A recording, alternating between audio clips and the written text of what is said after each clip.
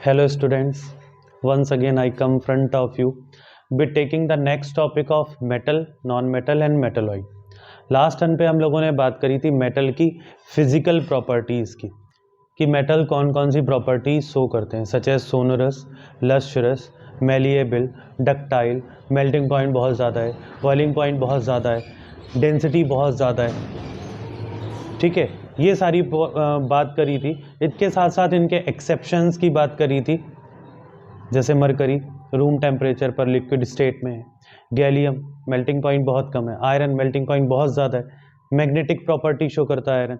तो ये हमने बात करी थी। आज हम लोग बात कर रहे हैं मेटल के केमिकल प्रॉपर्टीज़ की। चलिए हेडिंग लगा लीजिए, मेटल की केमिकल प्रॉपर्टीज़ की। ठीक है, केमिकल प्रॉपर्टीज, जिसमें सबसे पहली प्रॉपर्टी हम पढ़ेंगे मेटल की, reaction with oxygen. Reaction with oxygen से। अब जितने भी मेटल हैं, ऑक्सीजन के साथ रिएक्ट करके मेटल का ऑक्साइड बनाते हैं, और ये मेटल का oxide most of the cases में बेसिक नेचर का होता है, लेकिन कुछ मेटल ऑक्साइड ऐसे होते हैं जो एसिडिक नेचर के भी होते हैं। मींस बेसिक भी होते हैं, एसिडिक भी होते हैं।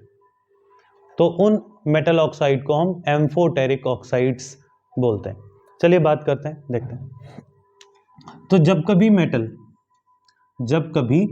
मेटल ऑक्सीजन के साथ रिएक्ट करेगा, हमारी हैशटैग लाइन है, जब कभी मेटल ऑक्सीजन के साथ रिएक्ट करेगा तो मेटल का ऑक्साइड बनाएगा, मेटल का ऑक्साइड बनाएगा। और ये मेटल का ऑक्साइड जिसका नेचर क्या होगा, मोस्ट ऑफ द केसेस में बेसिक नेचर। ठीक है, जनरली रिएक्शन के थ्रू बात करते हैं। कुछ तो मेटल ऐसे होते हैं जो रूम टेम्परेचर पर रिएक्ट कर जाते हैं ऑक्सीजन से, एट रूम टेम्परेचर।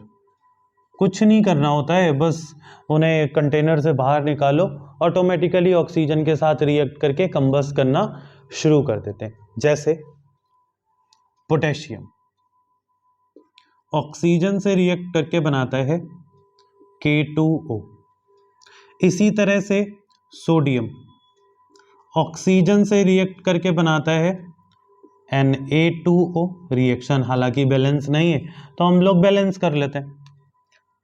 इनके आगे 2 लगाओ, इनके आगे 2 लगाओ, इसके आगे 4, इसके आगे 4, रिएक्शन बैलेंस हो गई। 2 2 जा 4 सोडियम, 4 सोडियम, ऑक्सीजन 2, 2 1 जा 2 ऑक्सीजन, बैलेंस हो गई। इसी तरह से lithium plus oxygen convert into Li2O, इन्हें भी बैलेंस कर लो। 2 इधर लगा दो, 4 इधर लगा दो। तो ये ऐसे मेटल्स हैं, जैसे सोडियम हो गया, पोटेशियम हो गया, लिथियम हो गया, ये रूम टेम्परेचर पर रिएक्ट कर जाते हैं ऑक्सीजन से।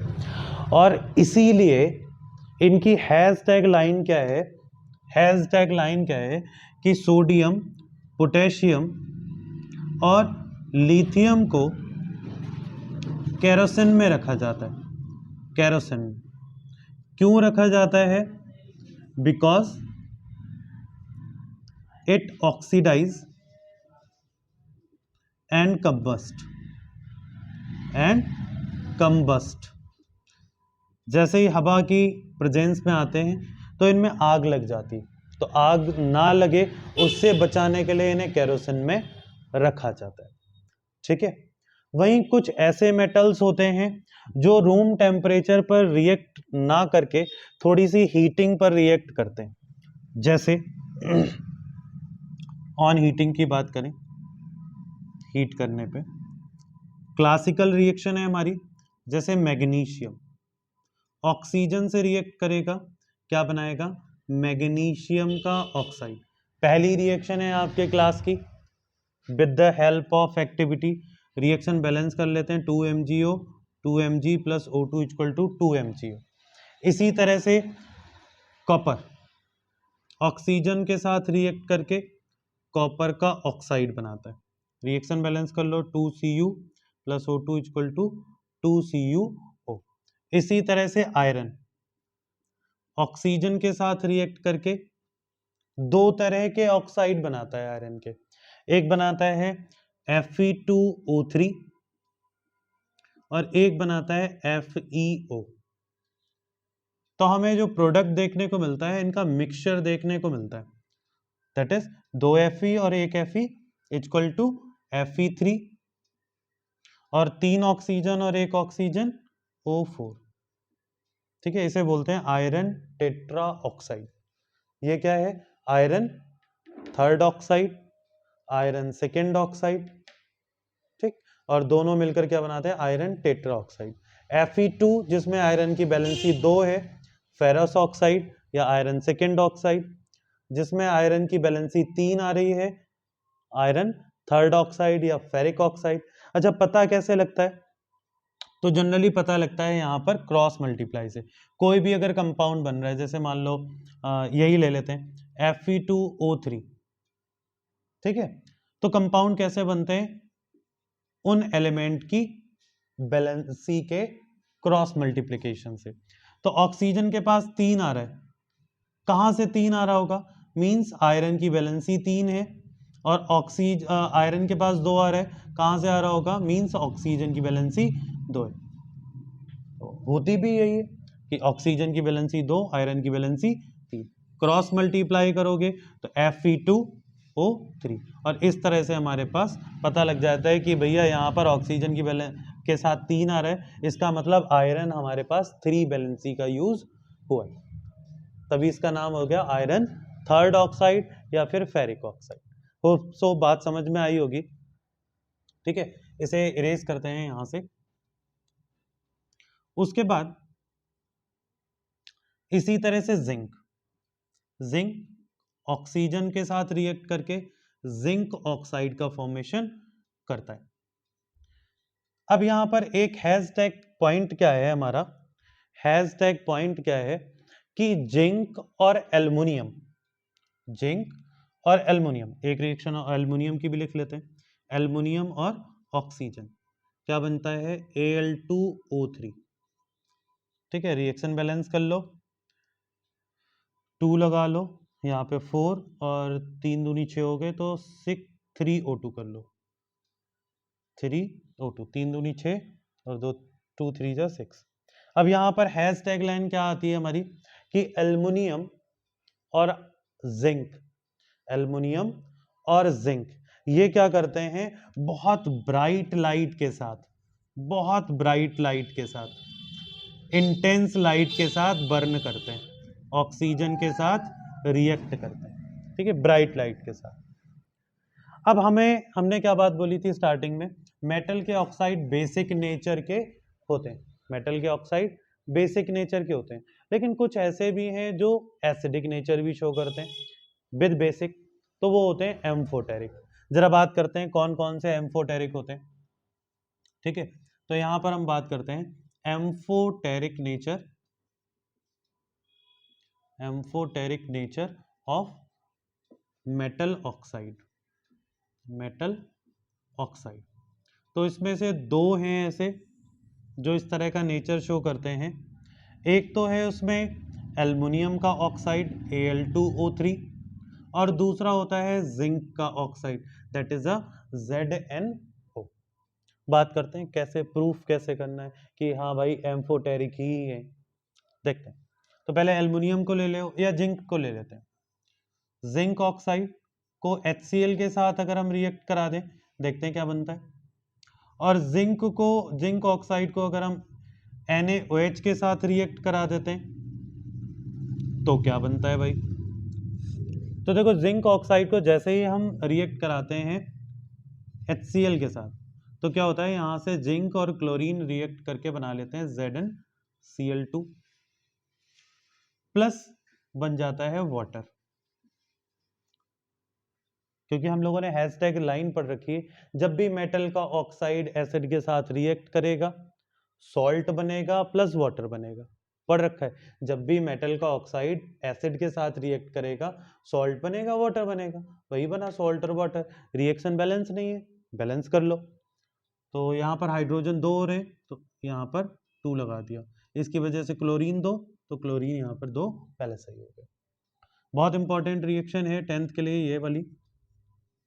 जिंक ऑक्साइड बेस के साथ रिएक्ट करेगा, सॉल्ट बनाएगा और वाटर बनाएगा। देखो यहाँ से बनता है Na2ZnO2 प्लस, इसे बोलते हैं सोडियम जिंकेट, सोडियम जिंकेट। ठीक है, बैलेंस कर लेते हैं इसे, 2 सोडियम 2 लगा लो यहाँ पे, Zn एक है, ऑक्सीजन 2 है, ऑक्सीजन 2 हो गए, बचा क्या यहाँ से 2 हाइड्रोजन 1 ऑक्सीजन यानी कि वाटर। अब जरा बात समझने की क्या है, यहाँ पर HCl के साथ रिएक्ट करके सॉल्ट बना रहा है, भाई जिंक ऑक्साइड यहाँ पर एसिड के साथ रिएक्ट करके सॉल्ट बना रहे हैं, और यहाँ इसका मतलब क्या हो गया कि ये एसिड की तरह काम कर रहा है, जिंक सॉरी बेस की तरह काम कर रहा है, और यहाँ पर NaOH के साथ रिएक्ट करके जिंक ऑक्साइड सॉल्ट बना रहा है, इसका मतलब यहाँ पर वो काम कर रहा है एज अ एसिड। इसी तरह से एल्युमिनियम की रिएक्शन, तो जिंक के 2 तरह के नेचर हो गए, एसिड की तरह भी काम कर रहा है और बेस की तरह भी काम कर रहा है। एल्युमिनियम की रिएक्शन देखते हैं, Al2O3 रिएक्ट कर रहा है HCl के साथ, देखते हैं क्या बनेगा, और Al2O3 रिएक्ट कर रहा है NaOH के साथ, देखते हैं क्या बनेगा। यहां से एल्युमिनियम और क्लोरीन रिएक्ट करके बनाते हैं AlCl3 और प्लस बनाएगा वाटर, क्योंकि हैशटैग लाइन हमारी, मेटल का ऑक्साइड जब भी एसिड से रिएक्ट करेगा क्या बनाएगा, सॉल्ट प्लस वाटर का फॉर्मेशन करेगा, तो सॉल्ट बन गया, वाटर बन गया। रिएक्शन बैलेंस कर लो, 2 एल्युमिनियम है तो इधर भी 2 करने पड़ेंगे, ठीक है। क्लोरीन कितने हो गए, इसकी वजह से 6 हो गए, तो यहाँ पे 6 कर लो, इधर पे 3 लगा लें, 3 2 जा 6 हाइड्रोजन हो गए, और ऑक्सीजन 3 हो गए, बैलेंस हो गई। वहीं एल्युमिनियम अगर सोडियम के साथ रिएक्ट कर रहे हैं तो क्या बना रहे हैं, NaAlO2 plus H2O, sodium aluminate, इसे बोलते हैं सोडियम एल्यूमिनेट, ठीक है, सोडियम एल्यूमिनेट। जरा देखते हैं बैलेंस करके, सोडियम 1 है, ठीक है, एल्युमिनियम भैया इधर 2 हैं इधर 1 है, तो इधर भी 2 करने पड़ेंगे, ठीक। तो भी सोडियम तो बैलेंस हो गए, तो इधर सोडियम 2 हो गए, इधर भी 2 कर लो भाई। ऑक्सीजन बैलेंस कर लेते हैं, 2 दूनी 4 ऑक्सीजन इधर है टोटल, और इधर 3 दूनी 3 इधर हैं और 2 इधर है, 5 ऑक्सीजन है। जरा बैलेंस करो, 2 दूनी 4 और 1 5, सही है। हाइड्रोजन देखो, 2 हाइड्रोजन ये हो गए, हाँ ठीक है, रिएक्शन बैलेंस हो गई, ठीक है। तो बनता है सोडियम एल्यूमिनेट। बात पे फोकस करते हैं, एसिड के साथ रिएक्ट कर रहा है, यानी कि यहाँ पर एल्युमिनियम का ऑक्साइड बेस की तरह काम कर रहा है, और यहाँ पर NaOH बेस है, तो मीन्स क्या है, ये एसिड की तरह डील कर रहा है। तो इस तरह से एल्युमिनियम का ऑक्साइड बेस की भी तरह काम कर रहा है और एसिड की तरह भी काम करता है, इस तरह से ये क्या हो गया, एम्फोटेरिक नेचर शो करता है, ठीक है। अब बात आ रही है, हम बचे हुए ऑक्साइड्स कैसे पहचानेंगे कि कौन सा मेटल का ऑक्साइड एसिडिक है और कौन सा मेटल का ऑक्साइड बेसिक नेचर का है। तो इसके लिए बहुत सीधी सी चीज क्या रहती है कि ऐसे मेटल के ऑक्साइड जो वाटर के साथ रिएक्ट करने पर एसिड प्रोड्यूस करते हैं, वाटर के साथ रिएक्ट करने पर एसिड प्रोड्यूस करते हैं, वो होते हैं हमारे एसिडिक ऑक्साइड, और जो वाटर के साथ रिएक्ट करने पर बेस प्रोड्यूस करते हैं वो होते हैं बेसिक ऑक्साइड। जैसे एसिडिक ऑक्साइड का एक एग्जांपल ले लेते हैं, तो हमारा हो गया क्रोमिक ऑक्साइड Cr2O3, वाटर के साथ रिएक्ट कराओ क्या बनाएगा, H2Cr2O4, इसे बोलते हैं हम क्रोमिक एसिड। क्रोमिक एसिड, तो ये एसिड प्रोड्यूस कर रहा है, इसलिए हो गया क्रोमियम का ऑक्साइड एसिडिक ऑक्साइड हो गया।